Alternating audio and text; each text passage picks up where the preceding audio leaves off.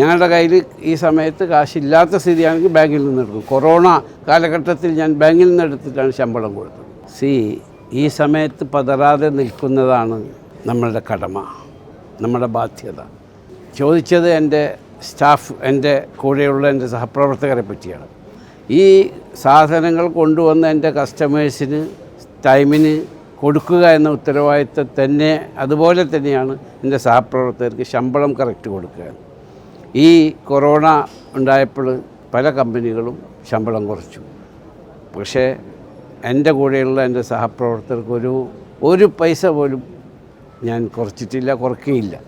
ഈ ക്രൈസിസിലും സമയത്തിന് എൻ്റെ സഹപ്രവർത്തകർക്ക് ശമ്പളം കിട്ടും എന്നൊരു വ്യത്യാസം ഉണ്ടാവില്ല. ഞങ്ങളുടെ കയ്യിൽ ഈ സമയത്ത് കാശില്ലാത്ത സ്ഥിതിയാണെങ്കിൽ ബാങ്കിൽ നിന്ന് എടുക്കും. കൊറോണ കാലഘട്ടത്തിൽ ഞാൻ ബാങ്കിൽ നിന്ന് എടുത്തിട്ടാണ് ശമ്പളം കൊടുത്തത്. കാരണം അവരുടെ കുടുംബം അതിനുവേണ്ടി കാത്തിരിക്കുകയാണ്. അവരുടെ കുട്ടികൾക്ക് പഠിക്കാൻ വേണ്ടി, അല്ലെങ്കിൽ മാതാപിതാക്കൾക്ക് മരുന്ന് വാങ്ങാൻ വേണ്ടി, കുടുംബം പുലർത്താൻ വേണ്ടി. അപ്പോൾ അതിനൊക്കെ അവർ ഇവിടുന്ന് കാശ് അയച്ചു കൊടുക്കണം.